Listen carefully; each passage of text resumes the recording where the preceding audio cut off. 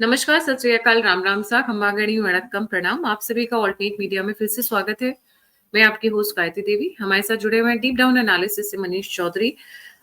भारत की जो सरकार है 2014 से जो आई मोदी सरकार है, ये बेशुमार है। इनका एक बहुत बड़ा हथियार है और वो हथियार है surprise and the element of surprise surprise surprise. Out of syllabus ये ऐसा कुछ निकाल के ले आते हैं कि सामने वाले जो दुश्मन होते हैं वो चारों खाने चित हो जाते हैं। पूरी दुनिया बात कर रही है इंडिया, यूएस और रशिया के बारे में in terms of oil. Trump चाहते हैं कि इंडिया रशिया से ऑयल खरीदना बंद कर दे, भारत प्रेशर में आ जाए और गिव अप कर दे। नहले पे दहला मारा है और एक नया चीज लेकर आ गए हैं। ऑयल खरीदेंगे नहीं खरीदेंगे, प्रेशर में आएंगे नहीं आएंगे, वो बात तो चल ही रही थी। यूरिया के ऊपर the fertiliser industry which is one of the biggest industries in the food commodities section, जहां एग्रीकल्चर की बात होती है वहां यूरिया एंड फर्टिलाइजर की बात होती है। उस पर एक बहुत बड़ी डेवलपमेंट आई है and stay till the end, क्योंकि बहुत इंपॉर्टेंट डेवलपमेंट्स हम डिस्कस करने वाले हैं। And it is not just one, there are three news combined together, all are interlinked. तो हम मैक्रो पॉइंट्स को उनकी कनेक्शंस में समझने की कोशिश करें। Manish, a very warm welcome on the show, the platform is yours ji. Thank you Gayatri ji. मैं देख रहा था मैं म्यूट तो नहीं हूँ जी। जो टॉपिक आपने उठाया, आई थिंक जैसे आपने कहा, इस चीज़ को बहुत अंत तक जो भी व्यूअर्स जुड़े हैं इसको अंत तक सुने, क्योंकि काफ़ी इंटरेस्टिंग चीज़ है। पूरे दुनिया भर में बहुत जियो पॉलिटिक्स जैसे पिछले 4-6 महीने में लग रहा हो जैसे पूरा उबाल पे है। कभी किसी को लगता है कि अरे भारत अमेरिका के पास जा रहा है, कभी की लगता है भारत चाइना के पास जा रहा है, क्योंकि काइंड ऑफ दो, एक पावर जो टेक पावर या जो इकोनॉमिकल पावर के ये दोनों हब बने हुए हैं। लेकिन ये समझना सबसे जरूरी ये है कि अंडर मोदी गवर्नमेंट भारत न चाइना के पास जा रहा है, भारत न अमेरिका के पास जा रहा है। भारत वो कर रहा है जो भारत और 150 करोड़ भारतीयों के लिए जो जरूरी है। भारत सरकार वही स्टेप ले रही है। अभी वो अचानक से आप देखे होंगे गायत्री जी और सारे व्यूअर्स भी कि एक न्यूज आना चालू हुआ कि भारत रूस से तेल खरीदना कम कर देगा या बंद कर देगा। इस न्यूज़ के दो सोर्स थे। एक डेफिनेटली प्रेसिडेंट ट्रम्प, जिनका पूरा जो जियो पॉलिटिक्स है, डिप्लोमेसी है, वो मीडिया से ही चलता है। और दूसरा इस न्यूज़ का सोर्स और एक इंटरेस्टिंग ये था, प्रेसिडेंट के ट्रम्प के कुछ बोलने पे तो हम लोग ज़्यादा नहीं जाएंगे, लेकिन एक और न्यूज़ सोर्स था जिसको सबने कोट किया, और वो न्यूज़ सोर्स और कोई नहीं, रॉयटर्स था, और बीबीसी भी टू अ सर्टेन एक्सटेंट। इन दोनों में एक न्यूज़ आई कि भारत और अमेरिका के बीच में ट्रेड डील होने वाला है। भारत जो है इसने बोला है अमेरिका को कि मैं तेल रसिया से खरीदना कम कर दूंगा और इसके बदले डील हो जाएगी। अब ये वही हैंडल है, सबको याद दिला दूं, जो 6 राफेल गिर गए सबसे पहले इन्होंने ही पोस्ट किया था मई 7 को, और उसके बाद उसी को कोट करके पूरे पाकिस्तान और पूरे जो पाकिस्तान से उधर के जितने भी न्यूज चैनल उसने डालना चालू किया कि सही में 7 राफेल गिर गए। बाद में सच्चाई कुछ और निकली। अब ये एक इंटरेस्टिंग पॉइंट है, इसमें दो चीज आता है गायत्री जी। फर्स्ट कि इन एक तो प्रेसिडेंट ट्रंप ने कहा, ठीक है, बहुत सारे चीज वो ऐसे कहते रहते हैं जिनकी सच्चाई से दूर दूर तक रिश्ता नहीं होता या अर्ध सत्य होता है, लेकिन ये मीडिया हाउसेस का इसमें क्या इंटरेस्ट है। और दूसरा चीज कि क्या सही में भारत अमेरिका के साथ ट्रेड डील जब कर रहा है तो क्या भारत सही में रसिया के साथ ऑयल इंपोर्ट को कम कर देगा, या फिर वो इतना आसान है, या फिर उस क्या भारत अपने long term all weather friend को ऐसे ये डंप करेगा। आंसर है, जो मैं लास्ट क्वेश्चन बोला हूँ, बिल्कुल नहीं। फिर इस जगह अगर आप ये सोच रहे हैं तो फिर आप प्राइम मिनिस्टर मोदी या प्राइम मिनिस्टर मोदी का टीम या भारत के डिप्लोमेसी को आप बहुत कमजोर या आंक रहे हैं या समझ ही नहीं पा रहे हैं। दूसरा चीज, क्या भारत ऐसा गेम खेल रहा है कि नहीं मुझे अमेरिका चाहिए, अमेरिका के बदले कोई और? वो भी बिल्कुल नहीं, क्योंकि यहाँ पे भारत जो करने जा रहा है वो सारे जो सुपर पावर्स अपने आप को मान रहे हैं उस सब के वीकनेस को भी एक्सपोज करेगा, और भारत कैसे अपने ऑल वेदर फ्रेंड को बचाने वाला है उसको भी करेगा। और जो ऐसा राज्य जिसको किसी ने देखा नहीं लेकिन सारे जगह पे रिजीम चेंज करता है, जिसको कि आपके भाषा में गायत्री जी जिसको आप अदृश्य राज कहते हैं, उसके सारे कारनामों को भी भारत बहुत ही डिप्लोमेटिकली कोई हो हल्ला मचाए बिना तोड़ फाड़ के रख देगा। और वो ये है कि भारत रूस के साथ हम लगभग 47 बिलियन डॉलर का हम ऑयल इंपोर्ट करते हैं एनुअली। लेकिन एक और चीज मैं बता दूं, एक नंबर, और उस नंबर को फिर सब समझने की कोशिश करेंगे कि हम साल भर में 2.5 लाख करोड़ भारत खर्च करता है यूरिया, जो कि फर्टिलाइजर में सबसे ज्यादा यूज होने वाला जो फर्टिलाइजर है, यूरिया पे भारत सरकार करीब करीब 2.5 लाख करोड़ सब्सिडी पे हर एक साल खर्च करती है। कारण क्या है, सब्सिडी क्यों? डेफिनेटली जो किसान हैं उनको सहायता करने के लिए एक सब्सिडी दी जाती है, लेकिन सब्सिडी लाने का जरूरत इसलिए पड़ता है क्योंकि हम बहुत ज्यादा यूरिया जो है हम बाहर से इंपोर्ट करते हैं, including countries like China.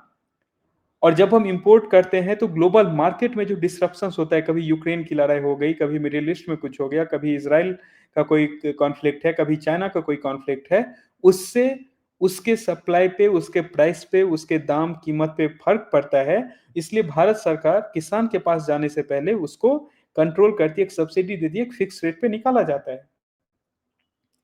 2.5 lakh crore में एक नंबर है, वैसे तो हम लोग हिंदी में ही उसको प्रेजेंट करने की कोशिश करूंगा, लेकिन इंग्लिश उसका वर्ड इसलिए बोल रहा हूँ। 2.5 लाख करोड़ गायत्री जी करीब करीब 30 बिलियन डॉलर होता है। 30 बिलियन डॉलर का मतलब है जो हम भारत अमेरिका का जो ट्रेड है, उस ट्रेड का 1/3 लगभग लगभग wow, Bharat that's a huge जितना, नंबर, ह्यूज बिल्कुल नंबर। उतना भारत सरकार सब्सिडी में भी खर्च कर रही है।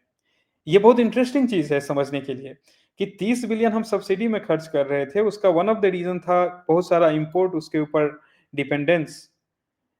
अब भारत ने ये अनाउंस किया कि ये यूरिया का जो हम बहुत बड़ा फैक्ट्री हम लगाने जा रहे हैं, और कहीं नहीं, वो है रसिया।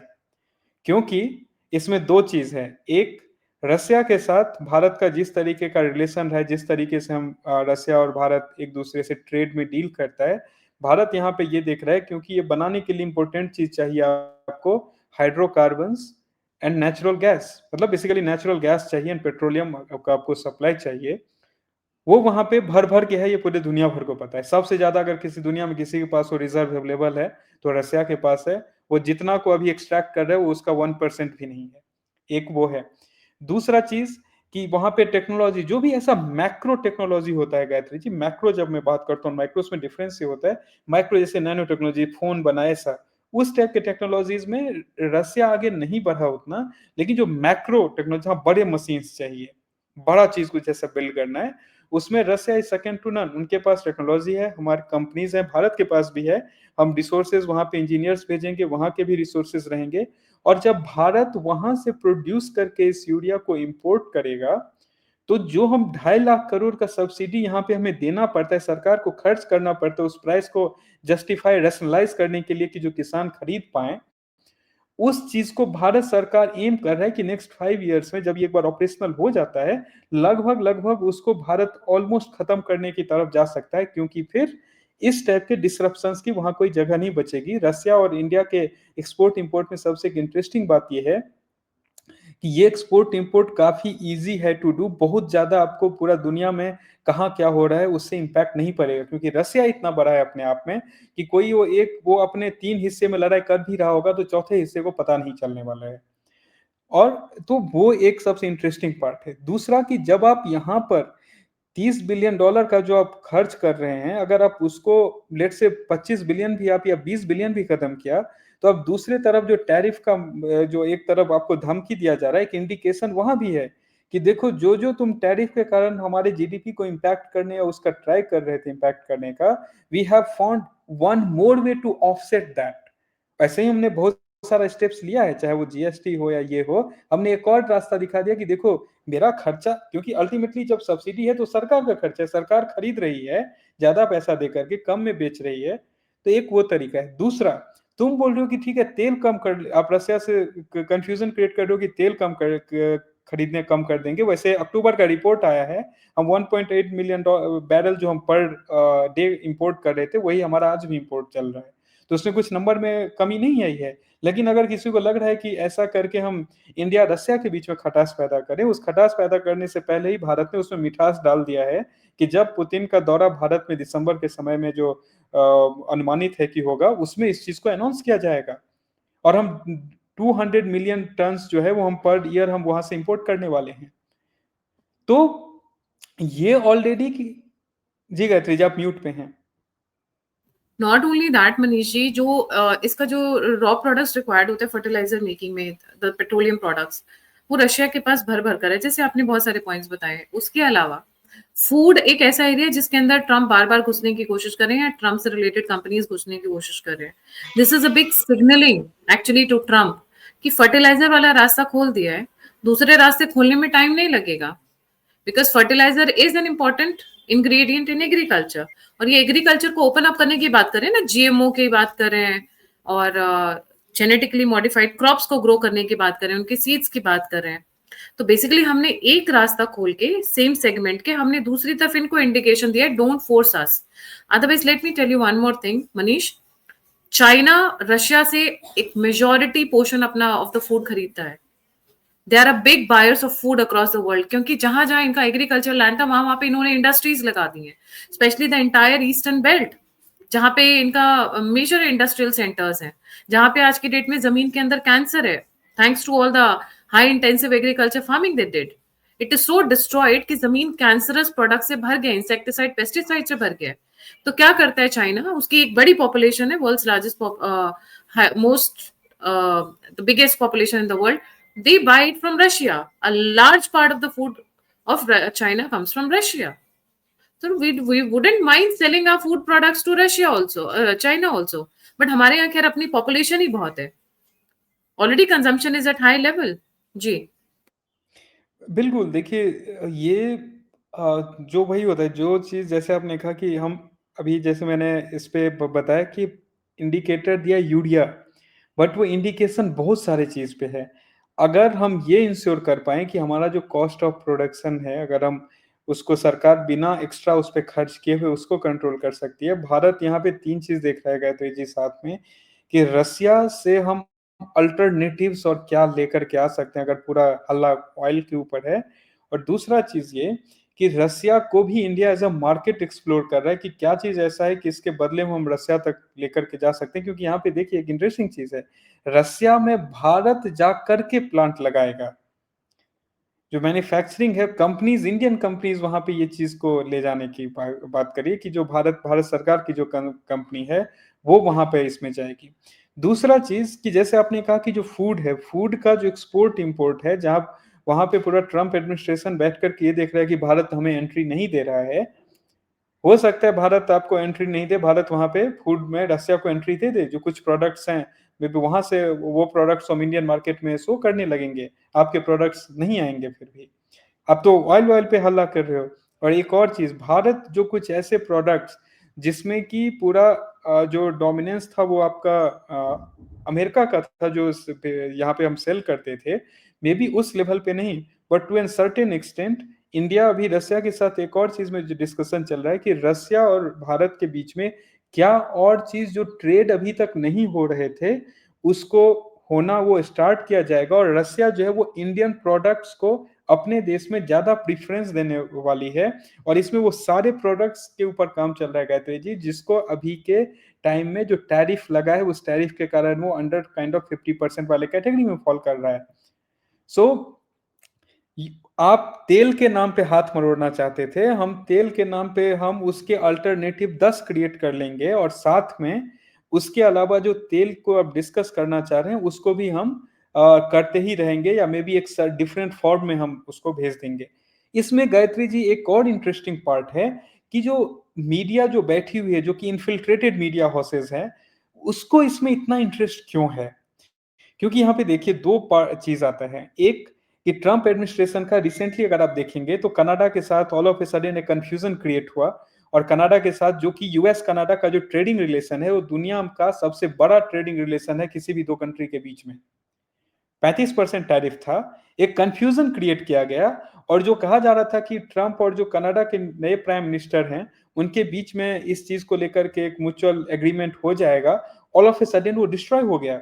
और उसमें जो सबसे बड़ा रोल प्ले किया है, वो सारे इस टाइप के जो न्यूज़ प्लांट्स होते हैं, जो न्यूज़ डाले जाते हैं, which will ultimately play with the ego of both the country heads, या उस देश के, क्योंकि ऐसा नहीं होता कंट्री हेड India, अपने ईगो पे ले लेते हैं। Russia at one, India, Russia at one side, at India, US at other side, and third angle is exactly. also US, Russia. तो ये बीच में the media is having a fun time, full fun time. बिल्कुल।